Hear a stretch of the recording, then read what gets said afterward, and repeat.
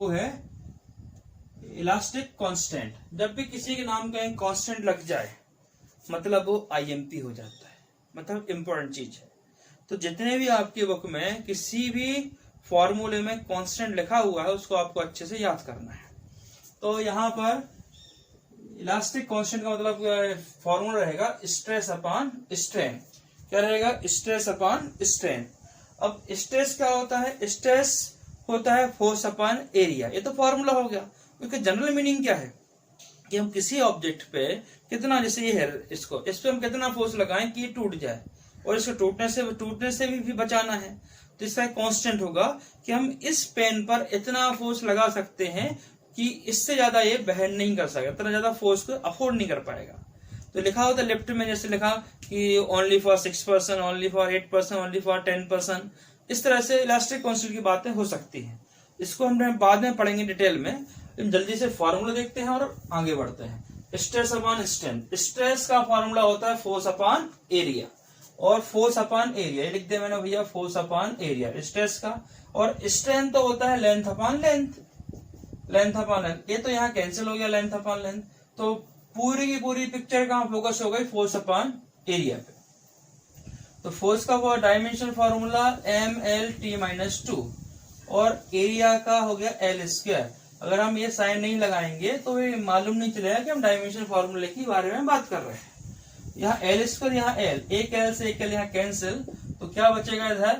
m L-1 T-2। ये वाला L की पावर 1 है, ऊपर गया तो माइनस का हो जाएगा। तो यहां से इलास्टिक कांस्टेंट का फॉर्मूला आ गया mL-1 T-2। अब इसकी बात, अब हम यूनिट की बात कर लेते हैं। तो स्ट्रेस क्या होता है? फोर्स अपॉन एरिया, और स्ट्रेन होता है डायमेंशनलेस। तो फोर्स अपॉन एरिया, फोर्स की यूनिट क्या होती है? न्यूटन, और एरिया की होती है मीटर स्क्वायर। तो जो इसकी यूनिट निकल के आएगी यहां से वो हो जाएगी N-2। तो ये हमने इलास्टिक कांस्टेंट पढ़ लिया। स्ट्रेस अपॉन स्ट्रेन, स्ट्रेन कोई काम करनी है भूल जाओ, मतलब elastic constant equal to stress dimension formula के लिए आपको याद रखना है। नेक्स्ट आते हैं सरफेस टेंशन। सरफेस टेंशन एक लिक्विड का गुण होता है, लिक्विड की प्रॉपर्टी होती है। जैसे हर इंसान का कुछ ना कुछ स्वभाव होता है, गुण होता है।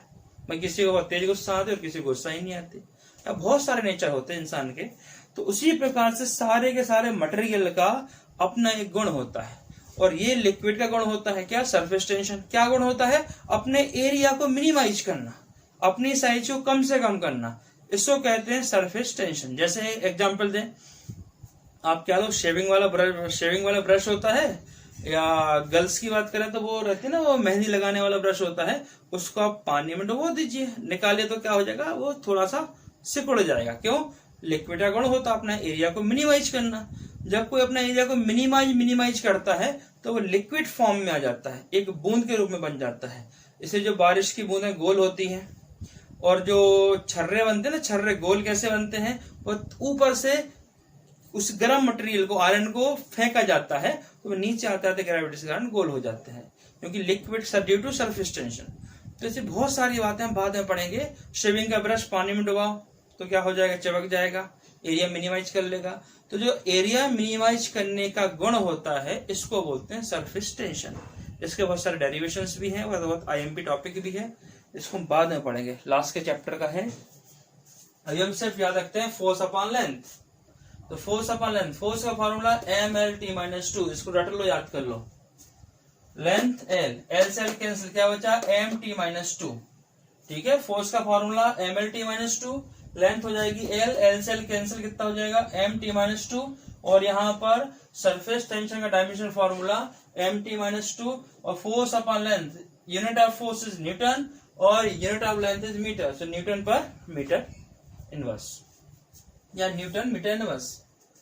नेक्स्ट आ गया सरफेस एनर्जी। अब सरफेस पे फोर्स है तो एनर्जी तो होगी, क्योंकि एनर्जी का फॉर्मूला होता है फोर्स अपॉन, एनर्जी का फॉर्मूला होता है फोर्स इनटू डिस्प्लेसमेंट। ये ऑब्जेक्ट है, इसको मैंने फोर्स लगाया तो डिस्प्लेसमेंट आ गई। ये क्यों हुआ? मेरे पास एनर्जी थी इसलिए हुआ। तो सरफेस एनर्जी का फॉर्मूला हो गया एनर्जी अपॉन एरिया, क्योंकि ये एनर्जी किसी एरिया, सर नाम है सरफेस, सरफेस मतलब किसी एरिया की बात कर रहे हैं। तो एनर्जी अपॉन एरिया, एनर्जी का फॉर्मूला क्या होता है, फोर्स इनटू डिस्प्लेसमेंट। फोर्स का फॉर्मूला mlt-2, mlt-2, डिस्प्लेसमेंट का एल क्या होगा यहाँ पर, एल स्क्वायर होगा, तो इसको जाने दो भाई, क्या लिख दिया, ml2t-2। तो ये फॉर्मूला बन गया सरफेस एनर्जी का, एरिया का एल स्क्वायर, एल स्क्वायर से एल स्क्वायर कैंसिल, क्या आ गया mt-2। ये दोनों फॉर्मूले मैच हो रहे हैं। आपसे एग्जाम में ये नहीं पूछा जाएगा कि इसका फॉर्मूला को उसका लिखो, ऐसी क्वांटिटी दे दी जाएगी क्वेश्चन में कि ये फॉर्मूला कौन कौन रखता है, नाम बताओ, या कोई ऑब्जेक्ट में पूछ लेंगे कि ये लिख दिया सरफेस एनर्जी। सरफेस एनर्जी का डायमेंशन फॉर्मूला किसके इक्वल है, सरफेस टेंशन के इक्वल है। तो ये इस तरह की आपकी बातें की जाएंगी। आप चाहो तो यहाँ L0 भी लिख सकते हैं बीच में, चाहे तो वो आप मैंने एग्जाम में लिखिएगा ml0t-2, ठीक है, मैंने अभी नहीं लिखा हुआ है, यहाँ भी L0 लिख सकते हैं। अब बात करते हैं स्प्रिंग कांस्टेंट। स्प्रिंग कांस्टेंट क्या होता है, कोई स्प्रिंग ली, उसमें वेट दिया, स्प्रिंग क्या होगी, थोड़ा एक्सटेंशन होगा, स्ट्रिंग थोड़ी सी खिंचा जाएगी, तो कितनी खिंचेगी और कितने लिमिट के बाद टूट जाएगी, ये सारी बातों को समझने के लिए हम एक नई क्वांटिटी पढ़ते हैं, स्प्रिंग कांस्टेंट। स्प्रिंग कांस्टेंट का formula force upon length, force लगाया तो एक्सटेंशन हो गया लेंथ में। तो इसका हमारे क्लास में प्रैक्टिकल भी है, हम आपको इसका प्रैक्टिकल भी कराएंगे, है ना, आपको प्रैक्टिकल इसको नोट भी करना है। स्प्रिंग कांस्टेंट का फोर्स अपॉन लेंथ, फोर्स कितना mlt-2, लेंथ हो गया एल से एल कैंसिल कितना हो गया mt-2, मतलब ये भी मैच हो रहा है mt-2। अब हमने सरफेस एनर्जी की यूनिट पढ़ना भूल गए थे, तो एनर्जी की यूनिट क्या होती है जूल, और एरिया की यूनिट होती है मीटर स्क्वायर। तो जूल इनवर्स स्क्वायर, ठीक है। Spring constant force upon length, force unit होती है न्यूटन, लेंथ की होती है मीटर, तो न्यूटन पर मीटर। अब हम एंगल की बात कर लें, एंगल क्या होता है, जैसे ये लाइन इधर है, एक लाइन इधर है, ये हो जाएगा आर्क। पहले यहां थी, ये मान लीजिए ये है घड़ी में कांटा, यहाँ पर था, पहले 2 पे था, किस पे आ गया, 3 पे आ गया, तो इतना एरिया क्या हो गया, स्वेप कर गया, शिफ्ट हो गया, तो इसको क्या बोलते हैं अपन, आर्क। इसको भी किससे मेजर करेंगे, लेंथ में, और ये हो जाएगी रेडियस, तो रेडियस भी लेंथ है या डिस्प्लेसमेंट है, तो लेंथ अपॉन डिस्प्लेसमेंट है, लेंथ का फॉर्मूला रहेगा एल, तो एल अपॉन एल कैंसिल हो गया, तो dimensionless quantity. So angle is also dimensionless quantity and strain is also dimensionless quantity, और जहां पर भी रिलेटिव वर्ड लग जाए वो भी डायमेंशनलेस क्वांटिटी होती है, ठीक है। और एंगल की यूनिट होती है रेडियन। जैसे जो अगला चैप्टर आएगा टूल्स फॉर मैथमेटिक्स, मैथमेटिक्स का चैप्टर रहेगा आपके, उसमें रेडियन से डिग्री में कन्वर्ट करना सीखेंगे, या जिनका मैथ्स ग्रुप है वो वहां सीखेंगे। आपको फिजिक्स के अंदर पूरी की पूरी 11th और 12th की जो मैक्सिमम मोस्ट आईएमपी टॉपिक है, मोस्टली मान के पूरी की पूरी बुक को आपको पढ़ना है, चाहे वो बायो वाले हों चाहे वो मैथ्स वाले हों, उनको दोनों को 11th और 12th की मैथ्स मैक्सिमम पोर्शन इसी साल पढ़ना पड़ेगा फिजिक्स के अंदर, क्योंकि mathematics is the language of physics. 21 angular velocity. Angular velocity का फॉर्मूला होता है एंगल अपॉन टाइम। ये एंगुलर वेलोसिटी क्या होती है, जब कोई पार्टिकल किसी एंगल में मूव करता है, कैसे नहीं आया समझ, देखो हम एंगुलर वेलोसिटी, हम घड़ी की बात कर रहे हैं, पहले घड़ी में यहाँ 2 थे और यहाँ बज गए 4, एक कांटा पहले 2 पे था 4 पे आ गया, तो ये यहाँ पे आया, ये कुछ एंगल बनाते हुए यहाँ से यहाँ आ गया, पहले यहाँ था फिर कहाँ आ गया, यहाँ आ गया, एक ही कांटा है, यहाँ से यहाँ आ गया, तो ये कुछ एंगल बनाते हुए आया। तो जब कोई चीज चल के आई है तो उसको आने में टाइम भी लगेगा, और डिस्टेंस अपॉन टाइम क्या होता है, वेलोसिटी होती है, या डिस्प्लेसमेंट अपॉन टाइम क्या होता है, वेलोसिटी होती है। अगर ये एंगल बनाते हुए हो रही है तो क्या नाम हो जाएगा उसका, एंगुलर वेलोसिटी। एंगुलर वेलोसिटी का एंगल अपॉन टाइम, जितना एंगल बना उतना टाइम, एंगल और जितना टाइम लगा, तो हो जाएगा angle upon time, angular velocity. और एंगल क्या था, डायमेंशनलेस था, मतलब m0 l0 और यहां से t0,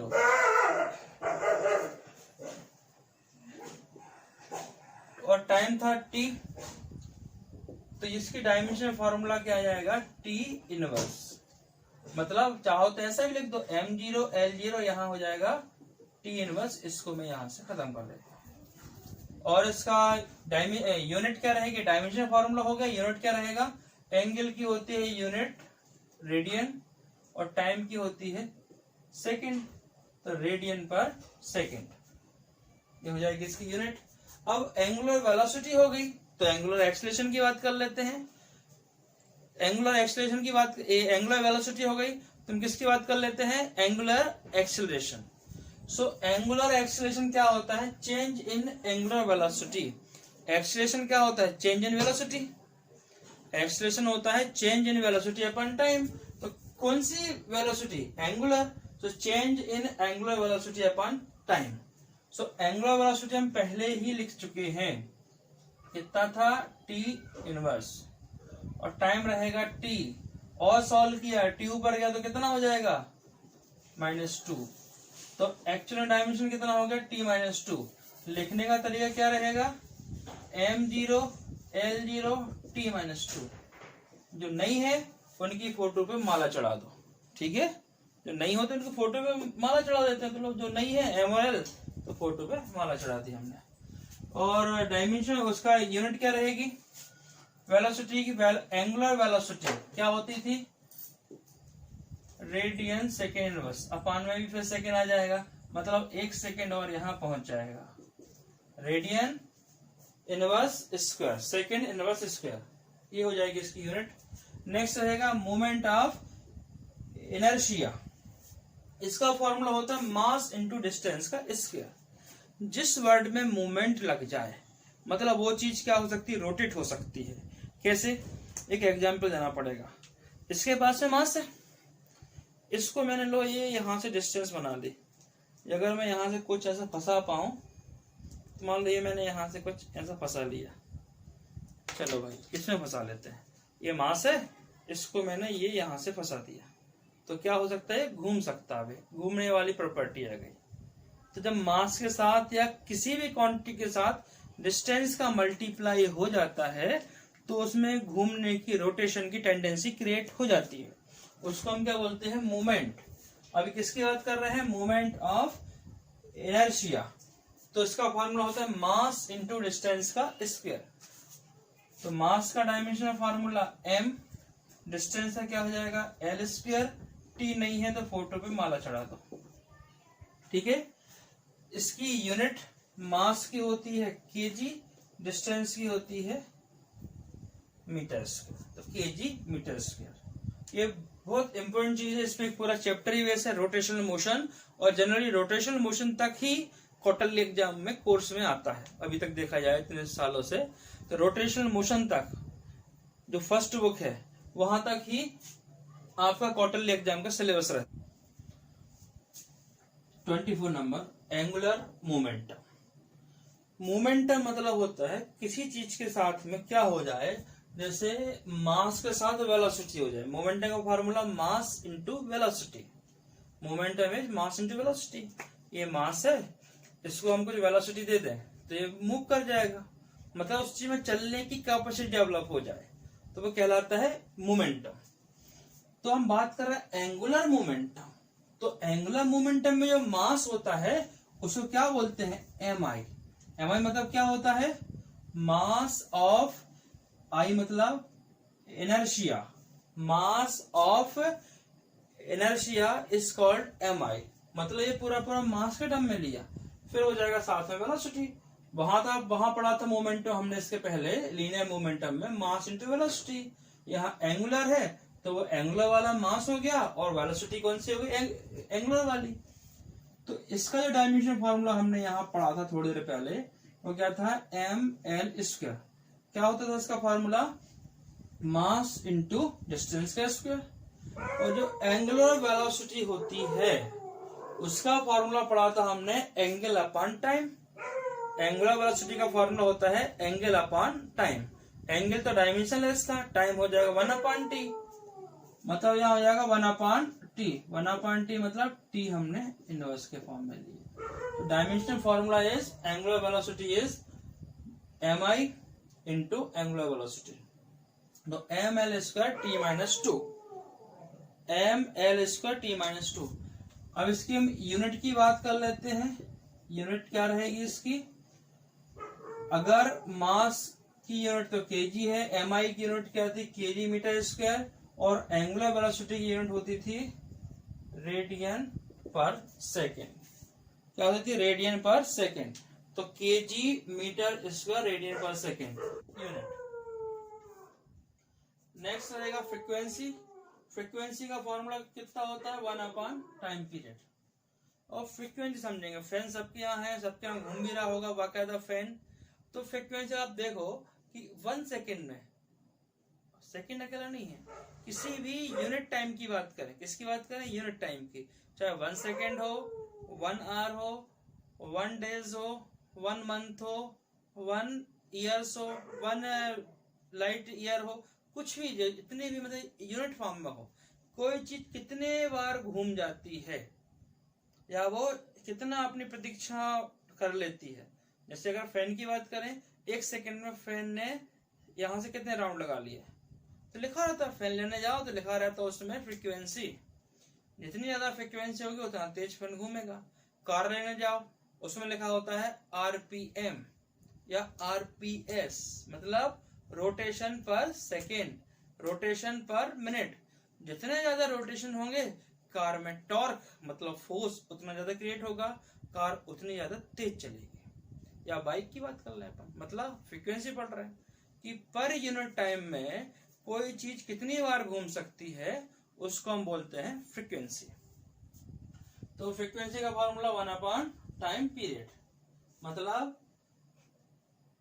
यूनिट टाइम में कोई चीज कितनी बार घूम सकती है। और टाइम पीरियड का फॉर्मूला 1 फ्रीक्वेंसी। तो फ्रीक्वेंसी 1 टाइम पीरियड। और टाइम को किसमें मेजर करते हैं? सेकेंड में। इसका डायमेंशन फॉर्मूला रहेगा टी इनवर्स। बाकी जो नहीं है समझ गए, फोटो पे माला चढ़ाओ। और इसकी एसआई यूनिट कितनी रहेगी? Second inverse. उसके आगे बढ़ते हैं। Next gravitation constant. जो ग्रेविटेशन कांस्टेंट की बात करेंगे, आपने 9th क्लास में भी पढ़ा है उसको, इसका फॉर्मूला। तो क्या होगा फोर्स का फॉर्मूला? m1 m2 1/2। एक बड़ी ऑब्जेक्ट छोटी ऑब्जेक्ट की तरफ फोर्स अप्लाई करती है, तो वहां एक फोर्स क्रिएट होता है, ग्रेविटेशन फोर्स। तो दोनों कंबाइन किया तो फॉर्मूला आया, ये यहाँ से प्रोपोर्शनल यहाँ से जाएगा तो क्या कांस्टेंट आ जाएगा। तो उसी कांस्टेंट की वैल्यू निकाल रहे हैं। मतलब फॉर्मूला ये था हमारा, हमें जी की वैल्यू निकालनी है तो आर यहाँ आ जाएगा। लो आर ने हमें सपोर्ट कर दिया। और m1 m2 कहाँ आ जाएंगे? नीचे आ जाएंगे। ये बन गया फॉर्मूला। तो इसकी हमें लिखनी है डायमेंशन फॉर्मूला। फोर्स का कितना होता पहले? ml(t-2), ये फोर्स का लिख दिया। r इसका डिस्टेंस है, कितना हो गया? l²। ठीक है, ऊपर वाला हो गया। मास का कितना हो गया? 2 मास है तो कितना हो गया? m²। और 1 m से 1 m कैंसिल, तो ये वाला m ऊपर गया तो माइनस का, और 1 और 2 हो गए 3, l3 हो गए, और t-2 हो गया। तो ये आपका ग्रेविटेशन कांस्टेंट का डायमेंशन फॉर्मूला यहां से फाइंड हो गया। क्या है इसका? m-1 l3 और t-2। अब इसकी यूनिट की बात कर लें। भैया फोर्स की यूनिट क्या होती है? न्यूटन। डिस्टेंस की मीटर स्क्वायर, मास की केजी स्क्वायर। तो क्या बनेगी? Newton metre square kg-2। तो ये अब चाहे तो हम केजी को पहले लिख दो भाई, अच्छा लगेगा थोड़ा सा। kg-2 Newton metre square.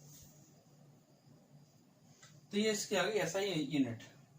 अब जो नेक्स्ट डायमेंशन फार्मूले बचे हैं आपके 10, हमें सिर्फ 36 तक ही पढ़ना है इस क्लास में अभी फिलहाल। बाकी फिर जैसा लेवल बढ़ता जाएगा, बीच बीच में आते जाएंगे तो आपको बताता जाऊंगा।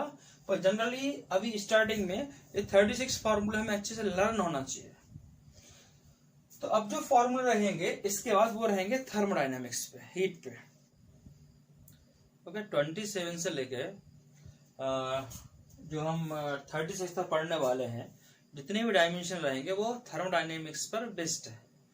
और ये ज्यादा आईएमपी भी है। 36 जितने इनको रटना है आपको, तो लास्ट वाले तो मोस्ट आईएमपी है। जैसे अब हीट, हीट क्या होती है? हीट फॉर्म ऑफ एनर्जी होती है, एक ऊर्जा का रूप है। तो जो एनर्जी का यूनिट होती है जूल, और डायमेंशन फॉर्मूला होता है mL²T-2। सारी एनर्जी का डायमेंशन फॉर्मूला सेम रहेगा। तो भाई हीट का याद हो गया हमें, mL²T-2। फिर आ गया स्पेसिफिक हीट। स्पेसिफिक हीट क्या होता है? जैसे अभी मैं इस रूम में हूं और इस रूम का टेम्परेचर 25 है ना, एसी ऑन है, उसका टेम्परेचर 25 है। अगर मैं इस टेम्परेचर को 24 करूं, मतलब 1 सेंटीग्रेड उसको कम करो, 1 डिग्री कम करो, मतलब उसको किसी यूनिट डिग्री में क्या करो, उसको चेंज करो। ये मैं परफेक्ट नहीं हो सकता हूँ, सेंटीग्रेड डिग्री जनरली केल्विन में होता है ना, जिसमें फॉर्मूला देख लेते हैं। इसमें भी कुछ नहीं बताया, हीट को केल्विन में ही केल्विन रहेगा, केल्विन मान के चलता है। अगर हम क्या करें, किसी टेम्परेचर को 1 चेंज करें, 1 केल्विन चेंज करें, 1 डिग्री चेंज करें, 1 सेंटीग्रेड चेंज करें, तो जो उसमें चेंज आता है, यूनिट तो हम एक दूसरे में कन्वर्ट भी आराम से कर सकते हैं, तो ये कोई इश्यू वाली बात नहीं है। तो अगर हम किसी टेम्परेचर को 1 डिग्री से चेंज कर रहे हैं, खासकर समझने के लिए बता रहा हूं एग्जाम्पल, तो उसमें क्या होता है, उस जितनी हीट की रिक्वायरमेंट होती है उसको हम बोलते हैं क्या? Specific heat. फिर से सुने, इस रूम का टेम्परेचर 25 है, अगर मैं इसको 26 कर दूं, है ना, उस 26 होने में जितनी एक्स्ट्रा हीट लगेगी 1 डिग्री बढ़ाने में, उसको बोलेंगे स्पेसिफिक हीट। अगर उसको 24 करें, जितनी हीट को हमें क्या करना पड़ेगा? कम करना पड़ेगा। टेम्परेचर कम करने में हीट हमें बाहर निकालनी पड़ेगी, और टेम्परेचर बढ़ाने में हीट हमें अंदर लानी पड़ेगी। तो जितनी हीट की रिक्वायरमेंट होती है उस अमाउंट ऑफ हीट को बोलते हैं specific heat. Symbol small S है, ये हीट लिखा हुआ है, डेल की मतलब हीट है, ये मास है, और ये चेंज इन टेम्परेचर है ना, heat mass change in temperature, ये फॉर्मूला होता है इसका कि कितने मास को कितनी हीट देनी है और उसमें टेम्परेचर में कितना डिफरेंस आएगा, है ना। तो केल्विन ही सही है, टेम्परेचर केल्विन लिखा है ना, केल्विन ही सही है। फिर मैं सही था, केल्विन कह रहा था। तो जो हीट का डायमेंशन फॉर्मूला है वो होता है mL²T-2, मास का होता है m, और डेल टी टेम्परेचर का होता है केल्विन। तो ये मास से मास कैंसिल हो गया, मतलब मास से डिपेंड नहीं कर रहा है। अगर ये जो चीज इसमें फॉर्मूले में नहीं है, इसका मीनिंग ये है कि ये चीज इस पर डिपेंड नहीं कर रही है कि मास अगर ज्यादा हुआ कम हुआ, तो इसमें हीट उस पर डिपेंड नहीं करती है। किस पर डिपेंड करती है? लेंथ पे, टाइम पे, और किस पे? टेम्परेचर डिफरेंस पे। जो सामने है वो है प्रोपोर्शनल, जो इनवर्स की पावर है वो है इनवर्सली प्रोपोर्शनल। मतलब अगर हम टाइम बढ़ा देंगे तो हीट की वैल्यू क्या होगी? कम हो जाएगी। जैसे जो टेम्परेचर चेंज 5 मिनट में करना है वो हम 20 मिनट में कर रहे हैं, तो हीट क्या 20 मिनट में चेंज होगी। इनवर्स मतलब उल्टा सोचना। टेम्परेचर डिफरेंस भी यहाँ पर इनवर्स में है, तो एक L² हो गया, T-2 हो गया, और K-1 हो गया। ठीक है, अब इसका यूनिट की बात कर लें। हीट की यूनिट जूल होती है, मास की केजी होती है, टेम्परेचर डिफरेंस की केल्विन होती है। तो जूल पर केजी पर केल्विन, इसको याद रखना आपको स्पेसिफिक हीट। अब आगे लेटेंट हीट। लेटेंट मतलब होता है छुपी हुई, जो चीज गुप्त है उसको बोलते हैं लेटेंट।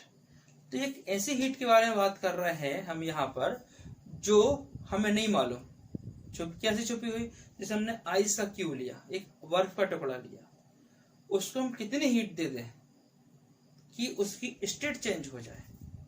पहले हम बर्फ को हीट देंगे तो उसका टेम्परेचर बढ़ेगा बढ़ेगा बढ़ेगा, एक पर्टिकुलर टेम्परेचर पर आने पर उसका टेम्परेचर नहीं बढ़ेगा, टेम्परेचर नहीं बढ़ेगा, क्या चेंज होगी? उसकी स्टेट चेंज हो जाएगी। तो ऐसी हीट जो स्टेट चेंज कर देती है उसको हम बोलते हैं लेटेंट हीट। मान लें हमारे पॉलीथीन, उसमें हम लगा दी, आग लगा दी, तो वो स्टार्टिंग में जलेगी, फिर वो क्या हो जाएगी? सॉलिड से लिक्विड में चेंज होगी। तो वो हीट जो एक स्टेट से दूसरे स्टेट में चेंज कर देती है, स्टेट मतलब MP छत्तीसगढ़ की बात नहीं कर रहा हूं मैं, है ना, अवस्था की बात कर रहा हूँ। सॉलिड, लिक्विड, गैस एंड मतलब प्लाज्मा। तो एक लिक्विड एक स्टेट से दूसरे स्टेट में जो चेंज कर देती है उसको बोलते हैं लेटेंट हीट, सिंबल होता है L। तो हीट अपॉन मास, हीट का फॉर्मूला बच्चों को पता है, और मैं लिखूं नहीं लिखूं आपको जरूर लगाना है ना, याद रखिए। तो हीट mL² T-2, मास m से m कैंसिल, L² T-2 जो नहीं है कोटो पे माला चढ़ाओ, और जूल पर केजी हटाओ। अब कोफिशिएंट ऑफ लीनियर एक्सपेंशन, अगर हम किसी चीज को हीट देंगे तो उसमें एक्सपेंशन तो होगा ना, तो वो जो एक्सपेंशन है अगर वो लेंथ में हो रहा है तो वो कैसा है, लेंथ लीनियर एक्सपेंशन। अगर वो एरिया में हो रहा है तो एरियल एक्सपेंशन, और वॉल्यूम में हो रहा है तो वॉल्यूम एक्सपेंशन। इन तीनों में रिलेशन का डेरिवेशन आपके एग्जाम में आता है। तो जहां भी आपको डेरिवेशन मिले अल्फा बीटा गामा में रिलेशन, उसको हम अच्छे से करेंगे। तो अल्फा की कोएफिशिएंट ऑफ लीनियर एक्सपेंशन को अल्फा लिखते हैं। इसका फॉर्मूला क्या होता है, डेल, मतलब चेंज इन ओरिजिनल लेंथ। मान लेते हैं लेंथ है, इसको हीट दी तो लेंथ क्या बढ़ेगी इसकी, या कई बार क्या होती है लेंथ, जैसे प्लास्टिक है या मान लो पॉलीथीन, उसको जलाया तो क्या होता है लेंथ कम हो जाती है। उसकी लेंथ की बात, लेंथ में हो तो लेंथ कम हो जाती है। तो जो भी लेंथ में चेंज हो, change in original length upon length into temperature difference. तो लेंथ और लेंथ तो क्या हो गया भैया, ये कैंसिल हो गए, L upon L dimension formula cancel, बचेगा टेम्परेचर डिफरेंस, जिसका कितना हो जाएगा केल्विन इनवर्स, के इनवर्स। जो नहीं है एम एल टी, ये तीन लोग नहीं है, तो क्या बचेगा केल्विन इनवर्स, के इनवर्स टेम्परेचर के लिए। तो ये हो गया आपका, यहां से अल्फा हो गया, और इसकी यूनिट क्या हो जाएगी केल्विन इनवर्स। अब बात करते हैं कोफिशिएंट ऑफ थर्मल कंडक्टिविटी की, most IMP topic. Coefficient of thermal conductivity का फॉर्मूला होता है heat distance, heat into distance, area time temperature difference. जब हम इस चैप्टर को पढ़ेंगे तब हम इस चीज को समझ पाएंगे कि क्या होता है। जब हम किसी ऑब्जेक्ट को हीट देते हैं, जब हम किसी ऑब्जेक्ट को हीट देते हैं तो वो हीट किस किस चीज पे डिपेंड करता है। आप धूप में बैठ जाओ, आप धूप में बैठ गए तो किस पर डिपेंड करेगी धूप, आप कितना एरिया आप धूप में हो, डिस्टेंस कितनी है टेम्परेचर से आपकी, कितने टाइम तक बैठे हो, और कितना टेम्परेचर डिफरेंस हो रहा। एक छोटे से एग्जाम्पल समझने की कोशिश करते हैं, ठीक है। कि आप धूप में बैठ जाओ तो बस, तो ये सब चीजें किस पे डिपेंड करती हैं आपस में। कुछ चीजें प्रोपोर्शनल रहेंगी, कुछ चीजें इनवर्सली प्रोपोर्शनल रहेंगी, और जो कांस्टेंट आएगा उस कांस्टेंट का नाम है thermal conductivity, coefficient of thermal conductivity.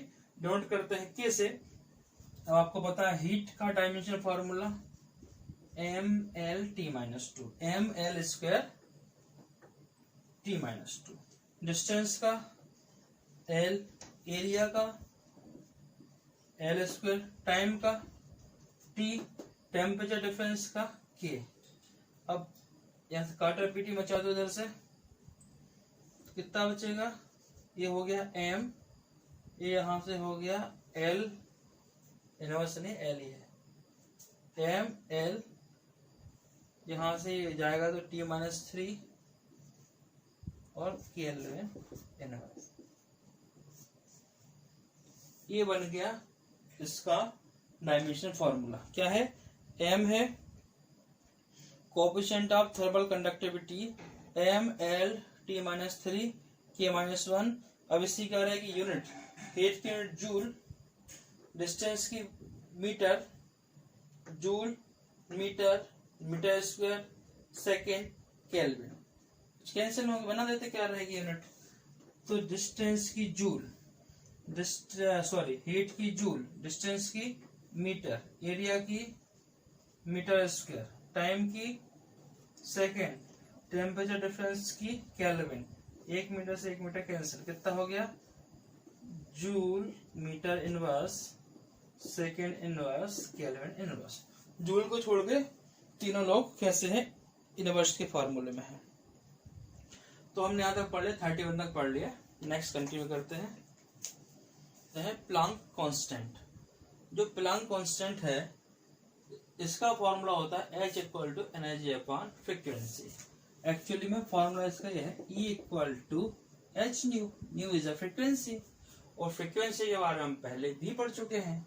सो हमने H निकालना है कांस्टेंट, प्लांक कांस्टेंट, तो H = E/न्यू, न्यू मीन्स फ्रीक्वेंसी। तो एनर्जी का फॉर्मूला mL²T-2, फ्रीक्वेंसी का फॉर्मूला T इनवर्स होता है, मतलब टाइम की पावर -1। सॉल्व किया इसको तो ये यहाँ जाके कितना हो जाएगा -1, 2 में से 1 गया तो 1 बचेगा, mL²T-1। अब इसका जो यूनिट रहेगी, एनर्जी की यूनिट जूल होती है, फ्रीक्वेंसी की यूनिट 1/, फ्रीक्वेंसी की यूनिट सेकंड होती है, और फ्रीक्वेंसी की यूनिट 1 सेकंड इनवर्स होती है, तो 1/, फ्रीक्वेंसी की सेकंड रहेगी, तो ये हो जाएगी joule into second. Next 33, Boltzmann constant. Boltzmann constant इसका होता है काइनेटिक एनर्जी अपॉन टेम्परेचर। कोई गैस के मॉलिक्यूल्स हैं, उसको हम टेम्परेचर देते हैं तो वो मूव करने लगते हैं, उसकी काइनेटिक एनर्जी बढ़ जाती है। तो क्या हुआ formula, kinetic energy upon temperature. अब जो भी एनर्जी है तो एनर्जी है mL²T-2, टेम्परेचर का हो गया केल्विन, सॉल्व किया तो mL²T-2 kelvin inverse. Kinetic energy का फॉर्मूला जूल, टेम्परेचर का केल्विन इनवर्स। ये तो बड़ा सिंपल था, बस याद रखना आपको, है ना। नेक्स्ट स्टीफन कांस्टेंट, इसका जो फॉर्मूला होता है एनर्जी टाइम एरिया टेम्परेचर की पावर 4। क्या होता है formula, energy time area temperature की पावर 4, मतलब energy upon time area temperature की पावर 4। एनर्जी का mL²T-2, टाइम का हो गया T, एरिया का हो गया L², टेम्परेचर को लिखते हैं केल्विन की पावर 4। इनको सॉल्व किया तो ये L² से L² कैंसिल हो गया, क्या बचेगा, ये T वहां जाके -3 हो गया, mL0T-3 केल्विन की पावर -4। यूनिट की बात करें जूल, सेकेंड, मीटर स्क्वायर और केल्विन की पावर 4, ऊपर गया तो माइनस में आ गया। नेक्स्ट वीन्स कांस्टेंट, इसका फॉर्मूला होता है wavelength into temperature difference. Wavelength length होती है, वेव की लेंथ, वेवलेंथ। कोई अगर वेव चलती है, ये अपना एक साइकिल पूरा कर लिया, ये एक लेंथ है, इसको बोलते हैं क्रेस्ट, इसको बोलते हैं ट्रफ या लो। इन जो दो के बीच जो डिफरेंस आती है, जो दो क्रेस्ट के बीच डिफरेंस होता है, उसको बोलते हैं वेवलेंथ। या जो एक वेव की साइकिल पूरी कंप्लीट होती है इस टाइप से, ये वेवलेंथ हो, जैसा भी आप चाहो वैसा है। तो वेवलेंथ लेंथ है, लेंथ को मेजर किस में करते हैं, मीटर में, तो इसकी यूनिट हो गई मीटर। टेम्परेचर को केल्विन में, तो यूनिट हो जाएगी metre into kelvin.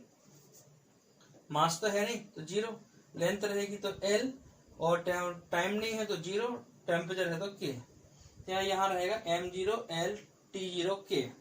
Next universal gas constant, PV equal to क्या होता है, nRT होता है। तो R is a universal gas constant, so R की वैल्यू कितनी हो जाएगी यहाँ से, PV अपॉन NT। PV है एक टाइप की एनर्जी, PV है एनर्जी। कैसे है एनर्जी, कैसे है PV, देखो P मतलब प्रेशर, प्रेशर का formula force upon area, force upon area. B मतलब वॉल्यूम, वॉल्यूम का formula area into length, area से एरिया कैंसिल, कितना बचा, फोर्स इंटू डिस्प्लेसमेंट।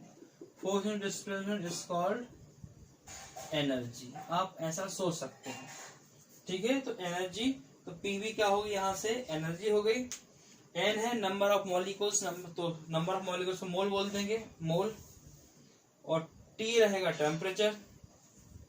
तो एनर्जी का mL²T-2, mL²T-2 मोल का मोल इनवर्स, टेम्परेचर का K इनवर्स। अब एनर्जी की यूनिट रहेगी जूल, यहाँ से मोल इनवर्स, टेम्परेचर का केल्विन इनवर्स। इस तरह से आपके मोस्टली 36 डायमेंशन फार्मूला कंप्लीट करता हूं। इसके बाद जो मोस्ट इंपोर्टेंट चीज रहेगी वो रहेगी कि कौन सी क्वांटिटी का डायमेंशन सेम होते हैं। जैसे एक क्वांटिटी का नाम लिखा, उसके जैसे कितनी क्वांटिटी है, मान लो एक क्वांटिटी लिखी कोई भी, मान लो लिख दिया स्ट्रेस लिख दिया, एक किसके जैसा, प्रेशर के जैसा, तो जिसके भी ऐसा होता हो। तो जितनी क्वांटिटी के यूनिट डायमेंशन सेम होते हैं, हमें वो टेबल लर्न करनी है।